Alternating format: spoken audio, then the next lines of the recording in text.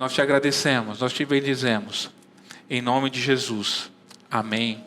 Amém. Nós estamos iniciando o nosso quarto episódio, a quarta parte dessa série, O Amor é Certo.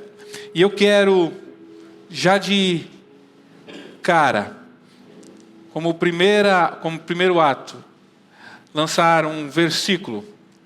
Vocês conhecem, é uma oração de Cristo ensinando seus discípulos. Quando perguntaram como que nós deveríamos orar, o Senhor Jesus começou a orar a oração do Pai Nosso. E dentre um trecho, Mateus capítulo 6, versículo 10 diz: venha o teu reino. Venha o teu reino. Seja feita a tua vontade, assim na terra como ela é nos céus. Queridos, diante de tantos conceitos, diante de um cenário tão confuso que encontramos no mundo afora, na cultura atual, valores distorcidos, o que nós vamos conversar e o que realmente importa, o que faz a diferença, aquele Deus de sabedoria que nós cantamos, toda a ciência, todo o poder, da criação ao conhecimento do homem, esse Deus, através da sua palavra, nos ensina a chamar pelo teu reino. Se as manifestações desse mundo não são iguais à do reino, eu e você podemos chamar o reino de Deus para as nossas casas. A realidade do reino para dentro da minha casa, para dentro do meu relacionamento. A realidade do reino para dentro da minha família. Isso. E você muitas vezes vai ser confrontado com a cultura do mundo atual. Mas eu quero estabelecer que ela não significa nada. Eu não vou me dobrar à cultura do mundo quando eu tenho o reino ao meu dispor. Aquele que fez toda a ciência, toda a sabedoria, é aquele que tem o poder. E é sobre essa dinâmica, e é sobre essa atmosfera que nós vamos estabelecer as nossas premissas, nossos valores. Amém? Nós estamos falando sobre a cultura do reino. O que o reino tem a estabelecer sobre os nossos relacionamentos, de homem, mulher, família. É o reino que nos interessa. E agora, para que a gente possa contextualizar o tema dessa noite, eu quero buscar uma alegoria, um exemplo que Jesus apresentou em Lucas 14, de 26 a 30. Lucas 14, de 26 a 30, diz assim: se alguém vem a mim e não me ama mais do que ama o seu pai, a sua mãe, a sua mulher, os seus filhos, os seus irmãos, as suas irmãs e até a sua própria vida, não pode ser meu discípulo. Vamos parar aqui. Aqui tem um contexto de amor. Aqui está dizendo, olha, se alguém não amar a Deus, se alguém não amar a mim, por Jesus falando assim, se você não amar a Jesus, antes de qualquer coisa, até de você mesmo, você não pode ser meu discípulo. Não é uma alternativa, é uma condição. Amar ao Senhor é uma condição de existência. É uma condição de nós sermos discípulos.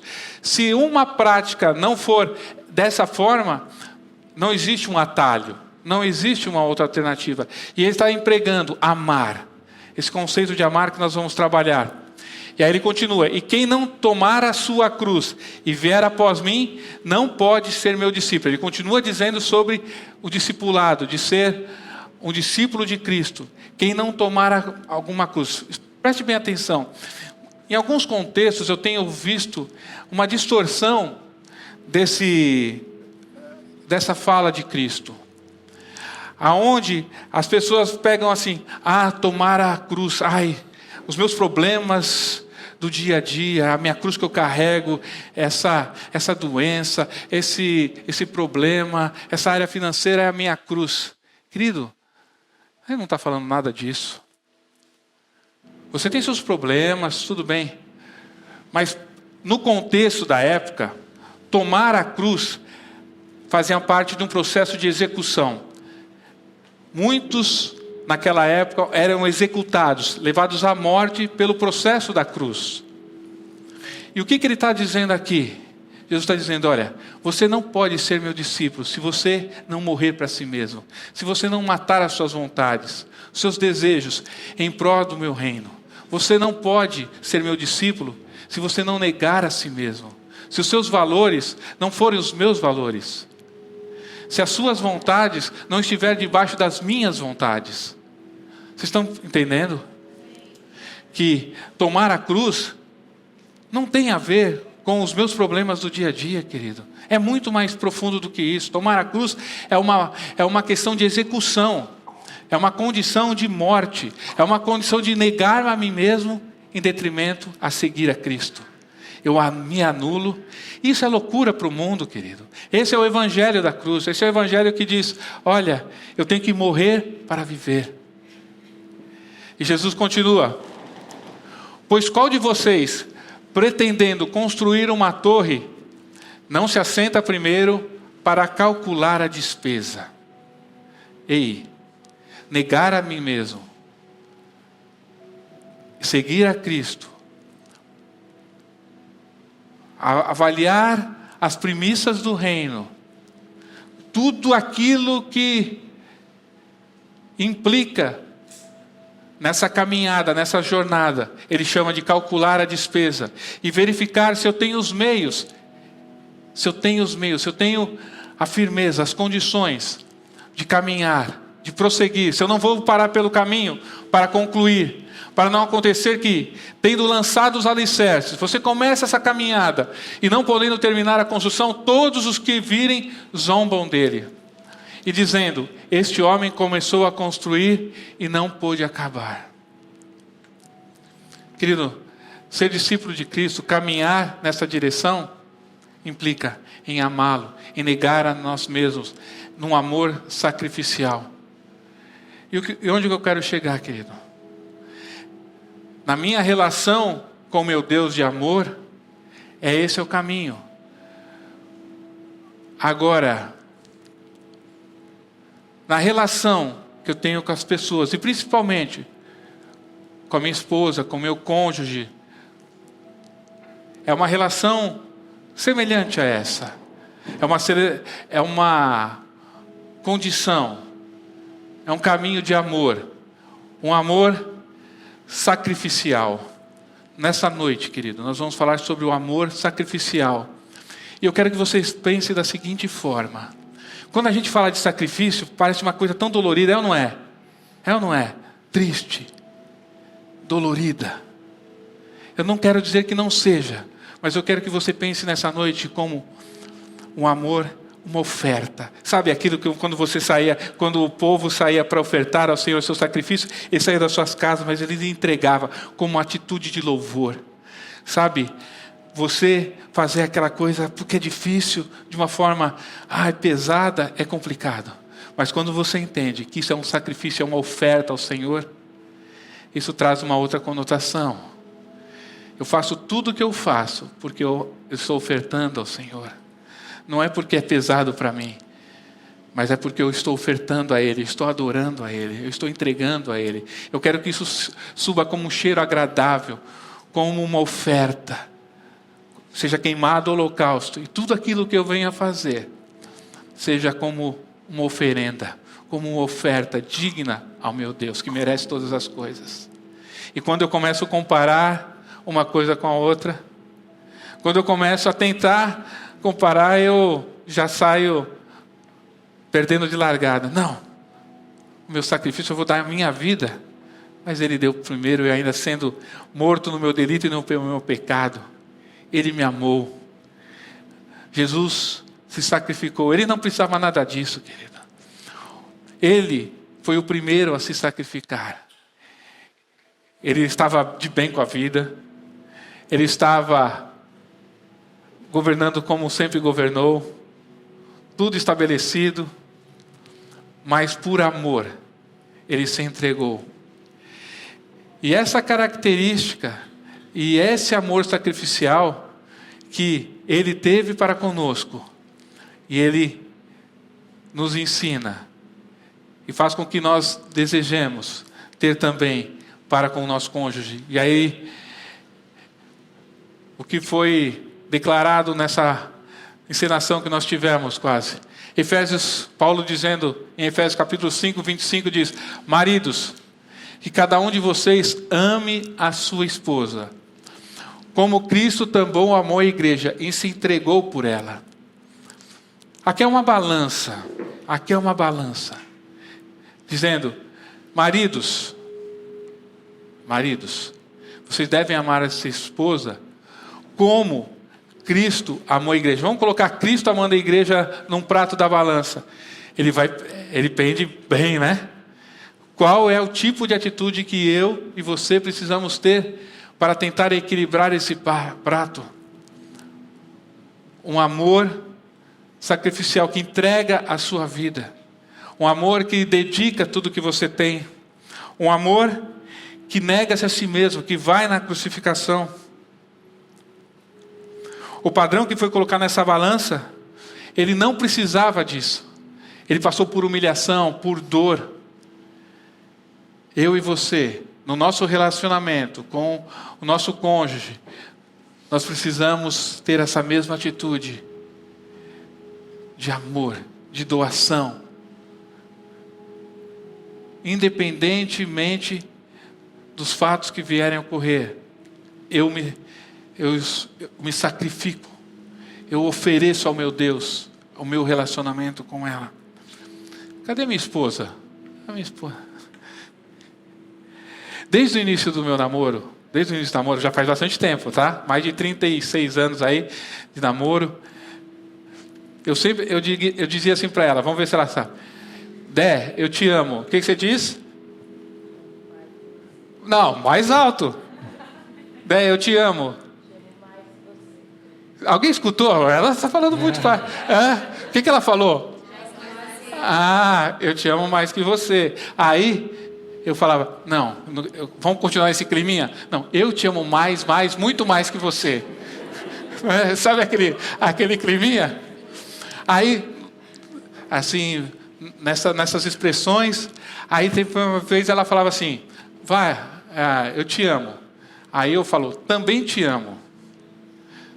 Aí aquela vozinha de crime. Não vale assim não serve, assim não pode. Você tinha que ter falado que me ama mais. Né? Sabe? Essas atitudes, essas formas são legais, é gostoso.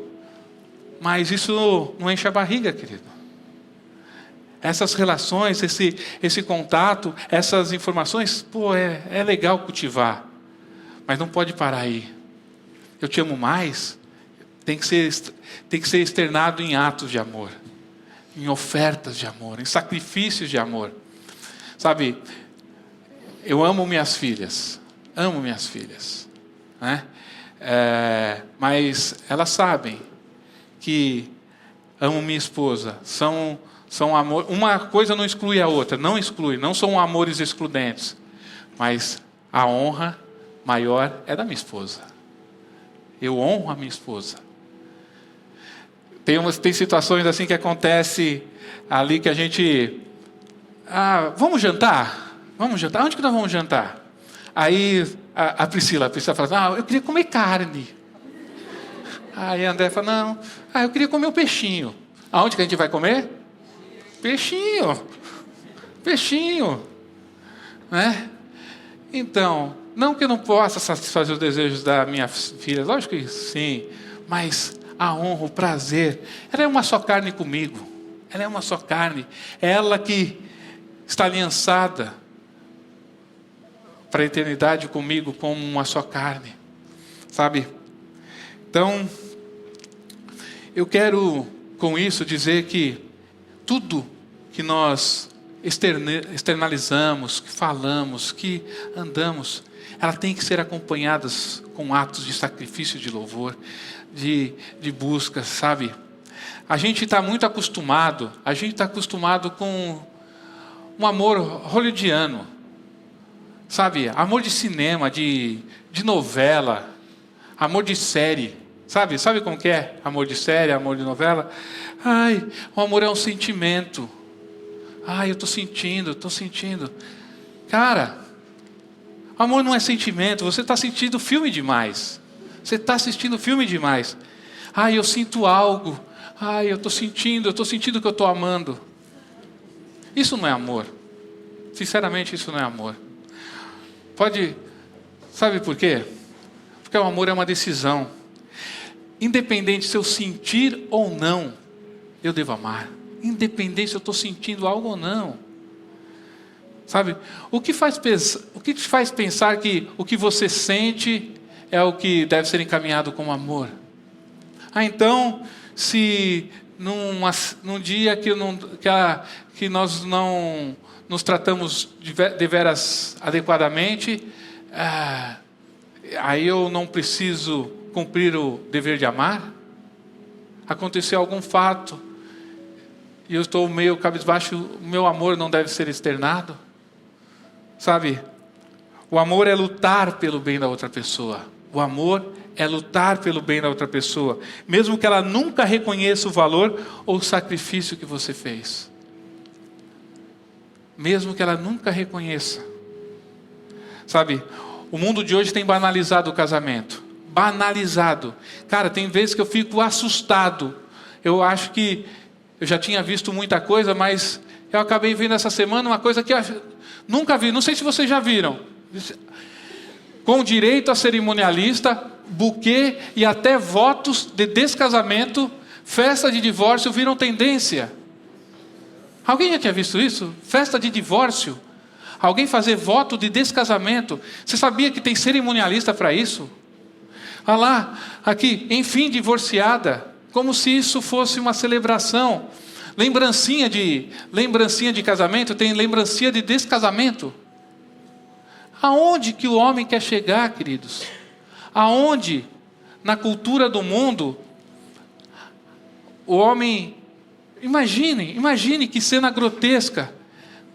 Ninguém sai no cabresto aqui e diante e faz os seus votos de juramento. Quando eu estive diante do Senhor, na igreja, do pastor, e fiz meus votos de jura, eu jurei na alegria, na tristeza, na doença, na morte, em qualquer situação. Em qualquer situação, o meu voto foi de aliança com a minha esposa. E agora, qualquer situação, porque não me satisfaz mais, eu simplesmente largo. Que coisa terrível está acontecendo. Não entendem o padrão do reino de Deus. Isso é loucura. Falar essa mensagem para essas pessoas, no contexto atual, em que elas estão feridas, machucadas, cheias de rancor, isso soa como vinagre para elas. Não serve. De modo geral, na cultura do mundo, de modo geral, os meus interesses vêm antes dos teus interesses. Os meus interesses vêm antes dos interesses do meu cônjuge. Eles buscam o máximo de prazer com o menor esforço. Sabe o que é? Dentro dos casamentos atuais do mundo, buscar o máximo de prazer e satisfação pelo menor esforço. Ninguém quer se esforçar em nada. Nesse modelo, se um dos cônjuges, ele percebe que está recebendo menos do que aquele que ele está dando, já entra em conflito. Eu faço isso mais do que você me faz. E aí já começa aquele conflito. Aquela balança descompensada. Eu estou recebendo menos. Então, não dá para continuar assim, recebendo menos. Eu estou sendo desvalorizada no meu poder com você. E provavelmente, se esse conflito ele não for equalizado, o divórcio é a consequência. Um exemplo que eu vivi muitas vezes em contexto de empresas, tal, que eu trabalhava. O marido está se desenvolvendo profissionalmente e precisa tomar, para continuar desenvolvendo, para continuar crescendo, ele precisa tomar algumas atitudes, mudar de cidade. E a esposa tem a sua vida aqui, com o seu trabalho aqui, e aí fica naquele conflito. ele precisa viajar, ele precisa ir para outro lugar e ela não quer ir, ninguém abre mão de nada. E o homem fala assim: não, eu não posso comprometer a minha carreira em função do meu casamento. Ele larga um casamento por causa de uma carreira. Eu vivenciei na minha casa alguma coisa, uma oferta semelhante a essa. Eu trabalhei numa multinacional em São Paulo durante 10 anos.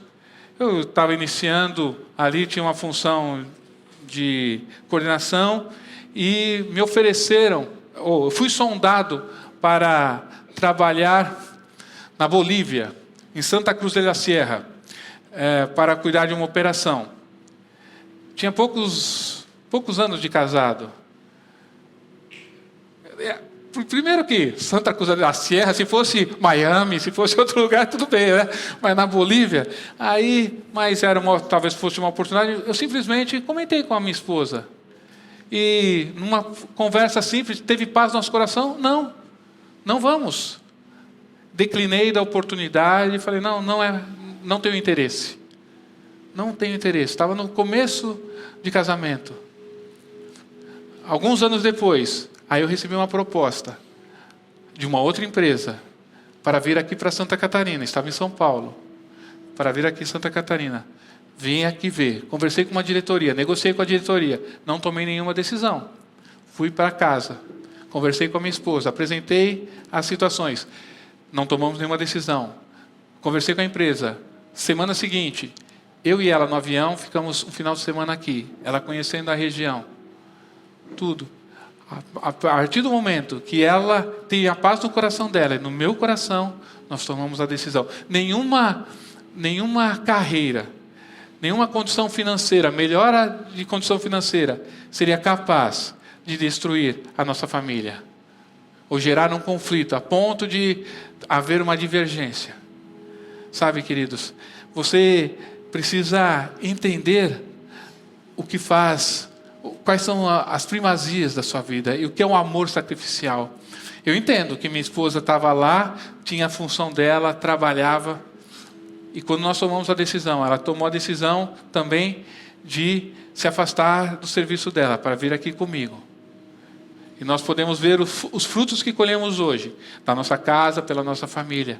Mas tudo isso gerou paz nos nossos corações. Amém. Na visão do reino de Deus, na visão do mundo, muitas vezes é eu na frente do meu cônjuge. Agora, na visão do reino, no amor que entrega, no amor que oferta, a visão do reino, a relação é completamente diferente. Pois cada um dos cônjuges deveria olhar nos olhos do outro e dizer: eu te amo. E isso significa que eu prometo servi-la, que eu prometo edificá-la e encorajá-la. Eu tenho plena consciência que terei que empregar tempo, dinheiro, vigor e esforço. Contudo, quero colocar os seus interesses na frente dos meus. Nessa relação não há conflito. Nessa relação não há poder de interesses. Pois o que cada um está procurando é amar mais, servir mais. Dá para entender? Essa é a estrutura do reino. Essa é a realidade do reino. É o amor do reino nas nossas vidas. Amor que oferta. Amor que sacrifica.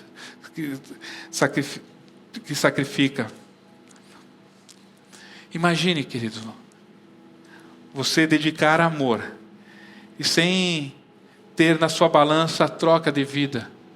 Isso é para aqueles que têm o amor ao Senhor, aqueles que entendem. Imagine você na sua plena forma. Eu fiz os votos com a minha esposa, na saúde, na doença. Imagine, vamos supor que um dos cônjuges seja diagnosticado com Alzheimer, onde o tempo vai fazer com que a pessoa perca as lembranças, a memória, talvez nem te reconheça mais. Que esforço, que dedicação um cônjuge teria que ofertar ao outro, sem ter nada em troca do cônjuge? Ele talvez nem vai te reconhecer. Dependendo do avanço da doença, muitas vezes você vai estar ofertando o seu tempo, sua dedicação, e não vai ter nada em troca. Aos olhos humanos, a pessoa com quem você conviveu, que você declarou seu amor, talvez ela nem mais te reconheça dessa forma.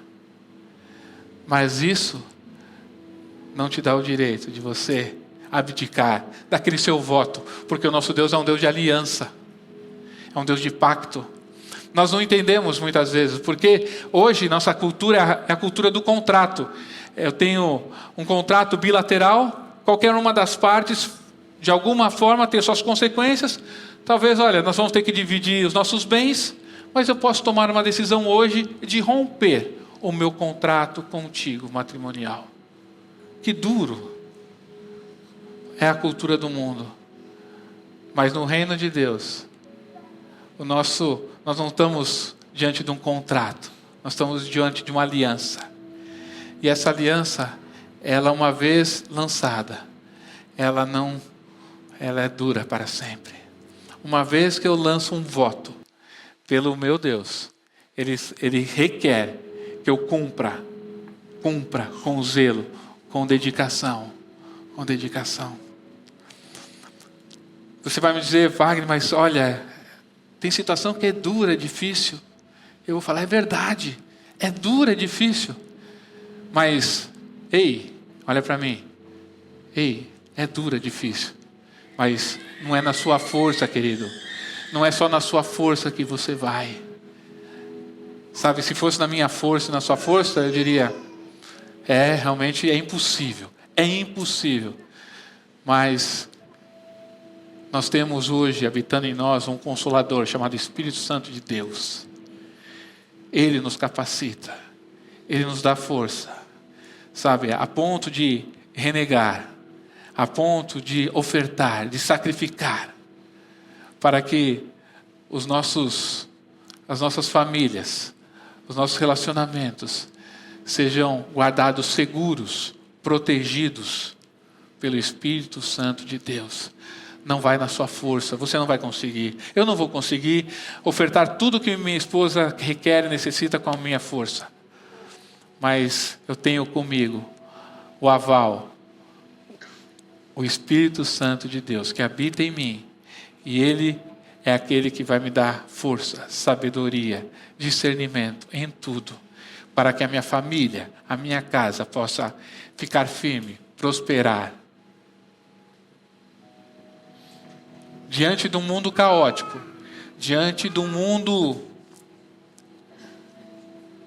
desequilibrado, doente, maligno, distorcido. Querido, relacionamentos dessa natureza é cada vez mais difícil. O mundo não está ligado nessa. Ele está levando sempre para o outro lado. O mundo está dizendo, veja a área das músicas, que coisa mais triste, composições de adultério, composições de situações de sexo livre, sabe?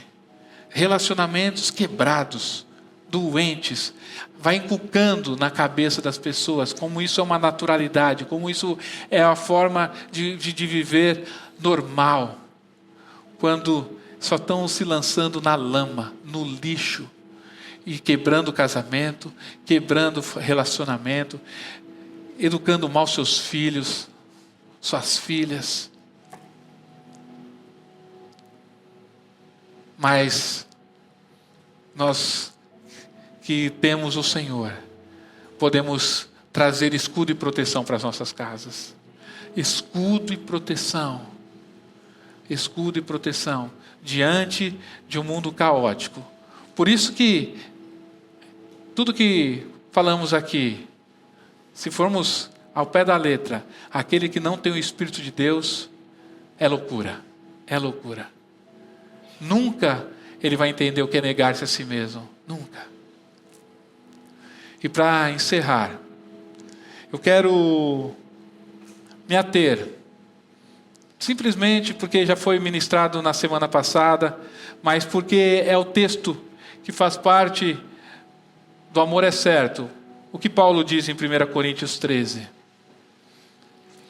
Porque ele toca em pontos desse amor ofertante, desse amor de sacrifício. Ele diz: o amor é paciente, bondoso. O amor não arde em ciúmes. Ele não se envaidece, não é orgulhoso, não se conduz de forma inconveniente, não busca os seus interesses, não se irrita, não se ressente do mal. O amor não se alegra com a injustiça, mas se alegra com a verdade. O amor tudo sofre, tudo crê, tudo espera, tudo suporta. O amor jamais acaba. Isso não pode ser um poema, querido. Isso não pode ser uma literatura, uma música. Isso tem que ser vivido. Isso tem que ser prática de vida. Isso tem que ser experimentado. Sabe, é fácil? Não. Mas, como eu falei, o Espírito Santo de Deus, a graça de Deus que nos move nessa direção. E o versículo 12 e 13 para encerrar diz assim: porque agora vemos como num espelho. Sabe, ainda não é tudo claro. É uma imagem ainda. Pode haver alguma distorção. Tem espelhos côncavos, convexos. Tem um espelho que tem uma reflexão ainda não muito boa. De alguma forma obscura, diz o texto. Mas depois veremos face a face. Agora, meu conhecimento é incompleto. Muitas vezes eu posso, por que eu estou passando isso? Ou por que essa situação é difícil dessa forma? Mas depois conhecerei, como também sou conhecido. Agora, pois, permanecem a fé. Ei, a fé é importante para você seguir. A esperança e o amor. Porém, o maior deles é o amor. Amém? O amor. O amor. O amor é certo. O amor do teu reino é o amor certo. É o amor que nos conduz nos nossos relacionamentos em saúde, em paz. E para encerrar, eu quero orar por vocês. Eu quero orar pelas nossas casas, pelas nossas famílias. Eu quero te convidar a você ficar em pé. E você que está com o seu cônjuge, com a sua família, eu quero que você esteja junto. Abrace, dê a mão para os seus